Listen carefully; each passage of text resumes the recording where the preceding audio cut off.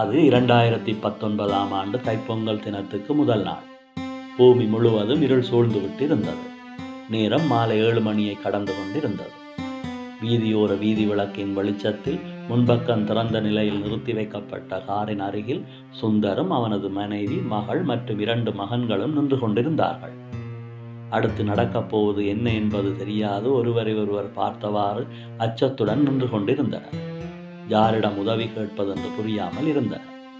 சாதாரணமாக அந்த வீதி ஆள் நடமாட்டம் குறைந்த வீதியாகும்.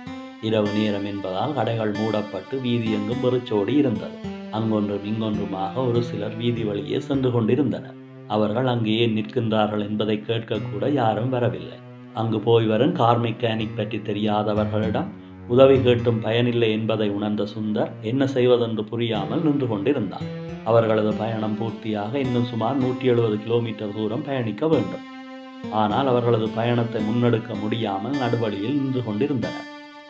அன்றைய தினம் அலுவலக பணியை முடித்த பின் ஊருக்கு புறப்பட்டிருந்ததுடன் மனைவி அப்போதுதான் சாரதி அனுமதி பத்திரத்தை பெற்றிருந்தபடியால் ஊரிலிருந்து புறப்படும் போது மனைவி காரை வேகம் குறைவாக செலுத்தி வந்தபடியால் நேரம் இரவை தொட்டுவிட்டிருந்தது. சுந்தர் திருவோணமலையில் வாழ்ந்து வருகின்றான். அங்கு அவன் அரச உத்தியோகத்தில் உயர் பதவி ஒன்றில் பணியாற்றி வருகின்றான். மனைவி ஆசிரியராக பணியாற்றி கொண்டிருக்கின்றான். பிள்ளைகள் பாடசாலை சென்று வருகின்றார்கள். சுந்தர் யாழ்ப்பாணத்தில் பிறந்து பள்ளி படிப்பை அங்கு பூர்த்தி செய்திருந்தாலும் பட்டப்படிப்புக்காக திருவோணமலை வந்தவன் அங்கேயே வேலை கிடைக்க திருவோணமலை மண்ணை பிடித்து போக அங்கேயே தனது வாழ்க்கையை தொடங்கியிருந்தான். அவன் திருவோணமலையில் வாழ்ந்து வந்தாலும் அவனது உறவுகள் எல்லோரும் யாழ்ப்பாணத்தில் தான் வாழ்ந்து வருகின்றனர். அதனால் பாடசாலை விடுமுறைகளின் போது ஊருக்கு சென்று வருவார்கள். தைப்பொங்கல் தினத்தன்று வீட்டில் பொங்கல் செய்வது தமிழரின் பண்பாடாக இருப்பதால் வழமையாக அன்றைய தினம் அவர்கள் ஊருக்கு செல்வதில்லை. ஆனால் இன்று தைப்பொங்கலுக்கு முதல் நாள் வழக்கத்துக்கு மாறாக ஊருக்கு புறப்பட்டிருந்தார்கள். 6 மாதத்துக்கு முன்புதான் சுந்தரின் அம்மா அவர்களை விட்டும் இவ்வுலகை விட்டும் சென்று தெய்வமாகிவிட்டபடியால் இம்முறை தைப்பொங்கல் விழாவை கொண்டாட முடியாத நிலையில் அவனும் அவனது உடன்பிறப்புகளும் இருந்தனர். பொங்கலை கொண்டாடாமல் வீட்டில் இருப்பதை காட்டிலும் அந்த நாள் தனது சொந்தங்களுடன் செலவழிப்பது மனதுக்கு ஆறுதலாக இருக்கும் என்றுதான் ஊருக்கு புறப்பட்டிருந்தான். தைப்பொங்கல் என்பது தமிழர்களால் சிறப்பாக கொண்டாடப்படும் ஒரு தனிப்பெரும் விழா. தமிழர் திருநாளாக தமிழர்களால் தமிழ்நாடு, இலங்கை, மலேசியா, சிங்கப்பூர், ஐரோப்பிய நாடுகள், வட அமெரிக்கா, தென்னாப்பிரிக்கா, மொரிசியஸ் என தமிழர்கள் வாழும் அனைத்து நாடுகளிலும் கொண்டாடப்படுகிறது.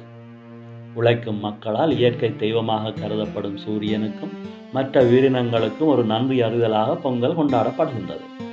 ஆடி மாதத்தில் தேடி விதைத்த பயிர்களின் விளைச்சலை அறுவடை செய்து பயனடையும் பருவமே தை மாதம் ஆகும்.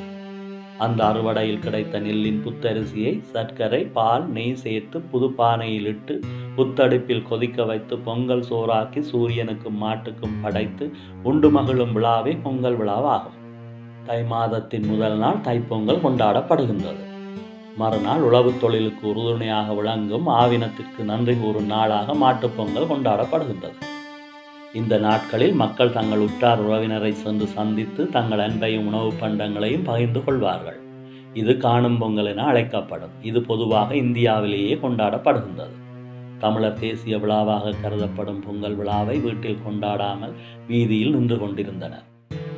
ஊருக்கு சென்று கொண்டிருந்த போது காரின் இயந்திர பகுதியில் இருந்து எரிந்து வருகின்ற மனம் வீசியதுடன் பின்னர் கொஞ்சம் கொஞ்சமாக புகை வரத் தொடங்கியது. அப்போது காட்டு வழியே வந்து கொண்டிருந்தபடியாலும் இருட்டு முழுமையாக பூமியை சூழ்ந்து விட்டிருந்தபடியாலும் காரை கெப்பட்டி கொள்ளாவ நகரை அண்டிய பகுதியில் வீதியோர விளக்கின் வெளிச்சத்தில் நிறுத்திவிட்டு காரின் முன்பக்கம் திறந்தபோது காரின் ஆல்டர்னேட்டர் பழுதடைந்தமையால் கார் பட்டியிலிருந்து புகை வந்த நிலையில் நிறுத்தி வைக்கப்பட்ட காரின் அருகில் சுந்தரும் அவனது மனைவி, மகள் மற்றும் 2 மகன்களும் நின்று கொண்டிருந்தார்கள். அடுத்து என்ன செய்வதென்று புரியாமல் அச்சத்துடன் நின்று கொண்டிருந்தனர். மனைவி தங்களை இந்த நிலையில் இருந்து மீட்டு பயணத்தை தொடர வேண்டி கடவுளை பிரார்த்தனை செய்து கொண்டிருந்தாள். அச்சம் காரணமாக பிள்ளைகளும் ஊருக்கு திரும்பி விடலாம் என்று சுந்தரை கேட்டுக்கொண்டிருந்தார்கள். ஆனால் ஊருக்கு திரும்பினாலும் கார் முழுமையாக செயலிழந்து ஊர் போய் சேர முடியாத நிலை ஏற்படுவது நிச்சயமாக இருந்தது. நேரம் கரைந்து கொண்டிருந்தது. கால் கடுக்க நின்று கொண்டிருந்தார்கள். அவ்வேளை திருவோணமலை நோக்கி வந்து கொண்டிருந்த கார் ஒன்று தனது ஓட்டத்தை நிறுத்தியது. கார் கண்ணாடியை கீழே இறக்கி என்னென்ன பிரச்சனை என்று காரை ஓட்டி வந்தவர் கேட்டபோது அவர்களுக்கு கொஞ்சம் ஆறுதலாக இருந்தது.